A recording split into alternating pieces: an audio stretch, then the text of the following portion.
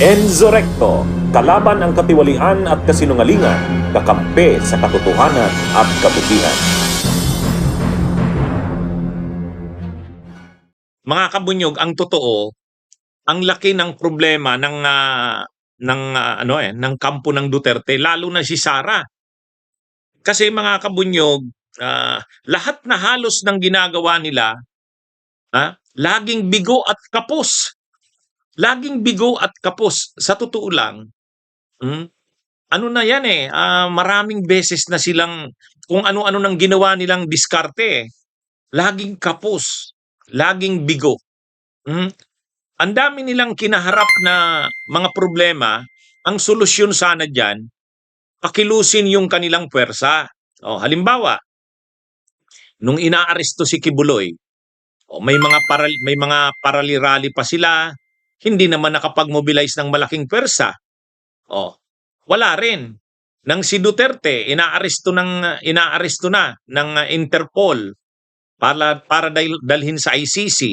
Nagrally din noon ang mga kampo ng Duterte. Kahit nung naaresto na si Duterte, nadala na sa ICC, nanawagan sila ng rally doon sa Liwasan. Ilan lang ang naparali nila? 2,000, 3,000 lang yata yun. So wala talaga. Kahit nung naghihiring sa Kamara, tapos yung mga sila Sulaika, yung mga tao ni Sara, isa-isang dinadala sa veterans kasi nagkaka-high blood. Nagkaka-high blood. Nag-mobilize na naman sila noon ng mga sabi nila people power na ito, grabe na ang ginagawa kay BP Sara. Ay wala ding nangyari. Wala na namang nangyari. Tapos ito na naman, itong kay Marcoleta, nagrally na yung iglesia. Iglesia na yan Wala na naman. Lagi silang nananawagan, people power, wala. Kudeta, withdrawal of military support, wala. Plinano na nilang i-impeach si Pangulong Marcos. Wala rin, walang congressman na nag-endorse. Kumbaga, ito mga kabunyog, lahat ng pagtatangka nila, lahat ng ginagawa nila, lahat tapos, lahat bigo. Paano pa yan? Alam nyo, kung talagang malakas ang pwersa mo, sa dami ng mga nangyaring ito, parang sabi nga ng mga DDS pag nagsasalita sila, grabe na to, grabe na ang mga pinagdaanan natin, grabe na ang nangyayari sa atin. Okay, grabe na nga. Bakit hindi sila nakakamobilize ng malaking pwersa? Di ba? Kung iisipin, kung talagang malakas sila sa tao, kung talagang ang suporta ng tao ay nasa kanila, kung talagang totoo na ang simpatsya ng tao ay sa kanila, sa dami ba naman ang pinagdaanan nila? Di ba? Mga kabunyog, mga kababayan? Ano yan wala talaga itong nangyaring ito kay Marcoleta. Kung totoong suportado yan ng mga tao, malakas ang suporta nila sa tao, sa ganyan na nangyayari na ikakapitalize mo ginagamit nila yung inaapi si Marcoleta, marami sa kanila kinakasuhan na. Dapat na sila dyan, kumbaga yung kanilang mga supporters, lumalabas na sa kalsada. Galit na. Ay wala. Totoo galit sila pero iilan lang yung sumasama sa kanila. Ito ngang rally nila. Nung unang araw, noong June 30 ng madaling araw, kala nila sumunod na araw dadami. Ay wala, mas kumunti. Nung ikatlo, lalong mas kumunti.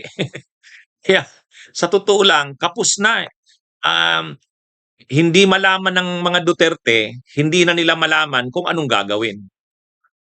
Ano nang gagawin nila para gusto nila mapatalsik na si PBBM. Kasi kung mapapatalsik si PBBM, ipapalit nila si Sara. Pero ang tanong nga, paano? Hindi sa totoo lang, mga kabunyog, mga kababayan. Ay di ba, kung ang pwersa mo, isa kayong malakas na pwersa, tapos ganyan ang mga pinagdaanan nyo. Ang dami. Okay, sa inyo umano yung KOJC. Malaking pwersa umano yan, yung Kingdom of Jesus Christ ni Kibuloy. Sa inyo umano ang Iglesia ni Cristo. Malaking pwersa din yan. Tapos maramian niya kayong mga supporters. Ang karamihan umano ng tao ay sa inyo. Mayurya umano. Sa survey daw, malakas daw si Sara Duterte.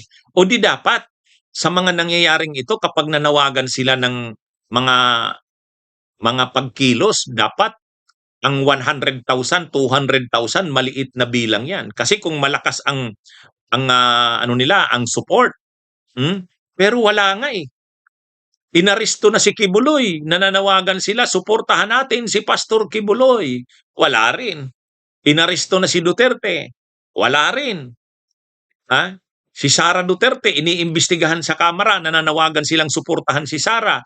Wala rin. O ngayon na naman si Marcoleta, nananawagan na naman sila, suportahan si Marcoleta. Wala na naman. Kaya, paano yan? Ha? Paano yan? O ngayon, mag-i-impeachment kay Sara Duterte. Mag-i-impeachment trial. O paano kung makonvict si Sara sa impeachment? Magrarally sila? Kaya nilang makamobilize ng maraming tao. Ha? Para suportahan si Sara. Para kontrahin ang nito. Halimbawa ngang makonvict si Sara Duterte. Hindi, ganitong senaryo. Ganitong senaryo, ha? Mga kabunyog, mga kababayan. 'Di ba ang pinag-uusapan ngayon yung 2/3 threshold? Kasi ang kinakailangan 2/3 ng 2/3 of all members of the Senate. Yun yung kailangan. Ang tanong, ilan ang 2/3? 16, 15, 14, 13. Magdidepende yan. Ano ang ibig sabihin ng of all the members of the Senate? Ang sabi ng iba, ang sinasabing all members of the Senate ay 24, kaya 16 dapat. Ang sabi naman ng iba, hindi.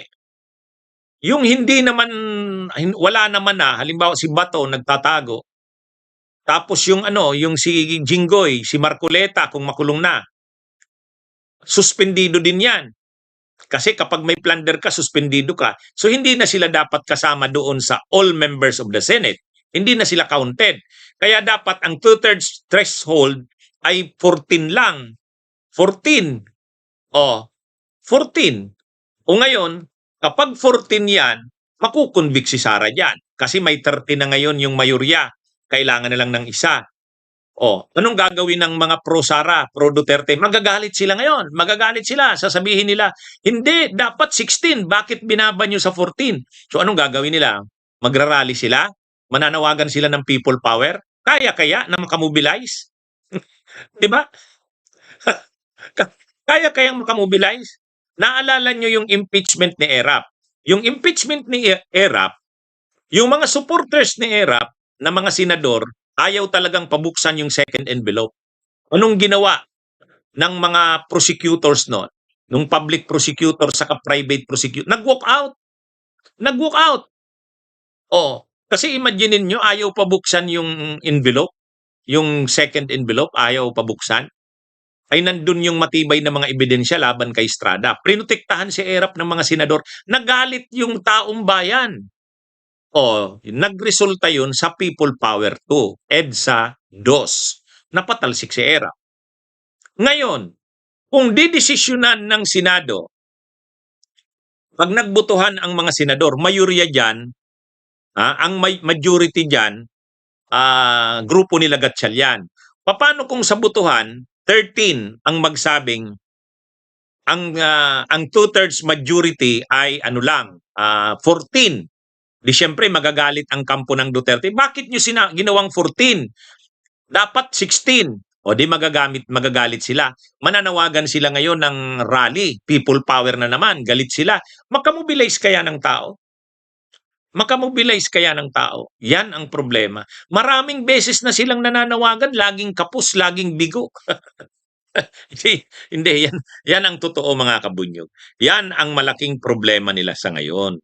Bunyog, bunyog, halikan na kasama ka.